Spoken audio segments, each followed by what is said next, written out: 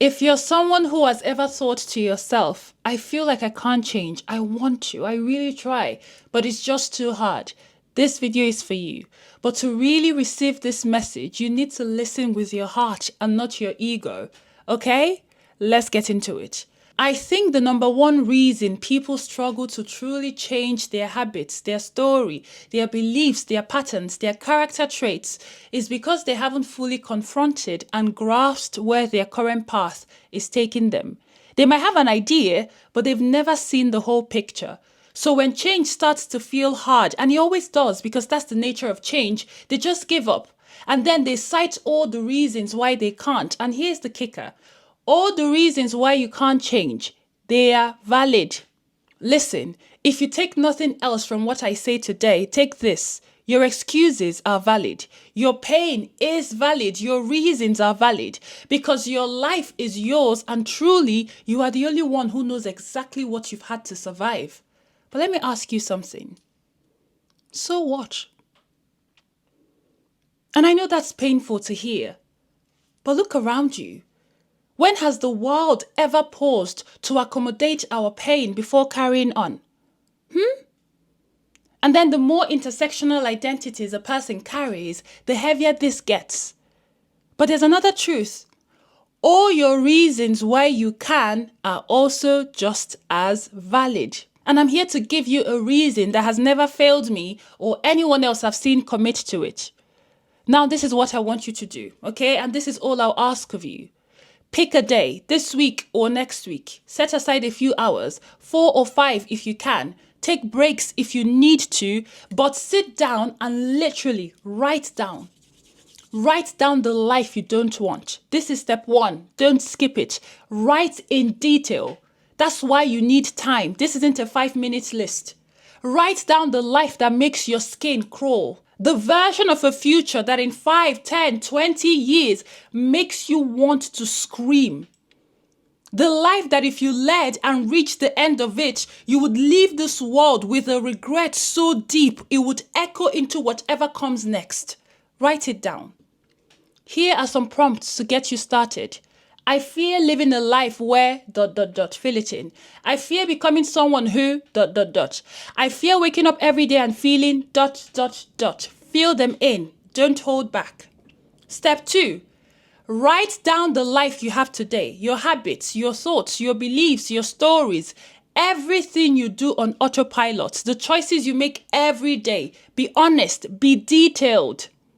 What do your days actually look like? Where do you go? Who do you spend time with? What do you avoid? What do you numb with? Addictions, compulsions, patterns. Okay? Then turn over a new sheet and draw the line. This is step 3. How do the habits, all those things you are doing today, how do they relate to the life that you fear? If you carried on your life this way without changing a thing, would it lead you to the life you long for or the one that you dread? The reason I'm asking you this is because so many times we are told to write out our dream lives, to visualize it, and it's so wonderful to dream, isn't it? I say this as a dreamer whose head is always in the clouds, and I encourage anyone to stay in the clouds, to possess some level of delusion, because that's the only way you get the impossible done. Yeah, everyone who's done something that seemed impossible, they were delusional to some extent. So stay delusional.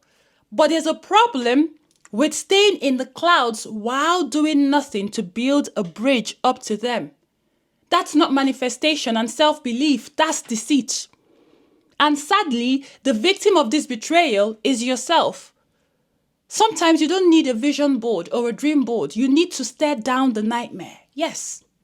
You need to see exactly where you are headed and how ugly and gruesome and unforgiving it is. It's the clearest wake-up call a person can get, especially when your reasons for staying stuck are valid, so real. But even so, you realize that they can't protect you from the truth. I can sit here and give you 1 million pieces of advice about how to lead your life, but listen, we don't all want the same things. I don't know what you want. I could tell you to wake up at 6 a.m. every day, turn left, turn right, jump up, jump down. I don't wake up at 6 a.m. every day. Hello? But I can assure you that every single day I am doing something, no matter how small, that protects my future, even when it hurts right now. When I started actively healing myself, I didn't just picture my highest self. I pictured the most horrifying version of me, and I saw her clearly.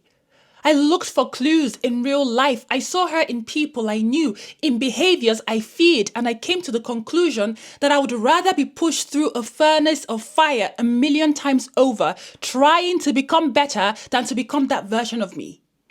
And this is why I will always have a house on the hill, that there is no innate reward or glory for suffering unless the sufferer decides to make something out of it, to create meaning from it.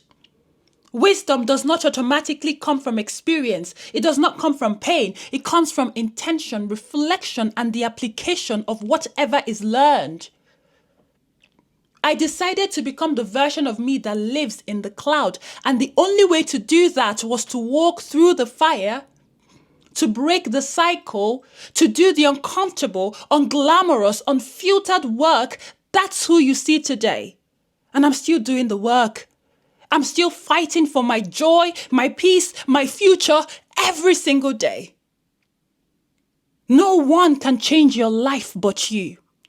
You have to want it bad enough to bleed a little for it, to do the painful and sometimes desperate work it demands. People can hand you routines, book lists, podcast episodes, gym memberships, therapy. That's why I find it so funny when people come here and they're like, oh my God, what did you read? Tell me what you read. Tell me why you think the way you do. It's from here. You will know when you do the work. None of it matters if you don't decide. So if all the good vibes, all the feel-good tactics haven't been working, maybe it's time to insert balance by looking at the alternative. Your journey starts the day you admit 2 things to yourself.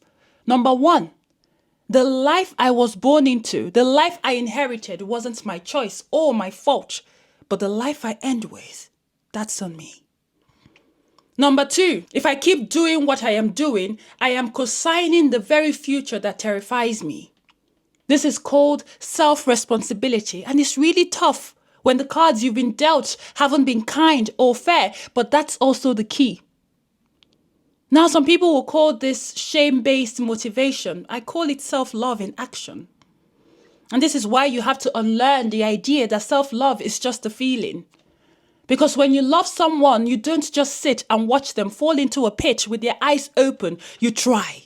You wave your arms. And if you realize that their eyes are closed, you scream, you fight for them to see. You do whatever you can to alert them to the danger ahead. So why wouldn't you do it for yourself? Why? What's the block? Is it that you don't believe that you matter? You don't think you're worth it? That's where your work begins then. I have videos for you. Go watch them. Start there, please. Listen, I am a proponent for gathering information.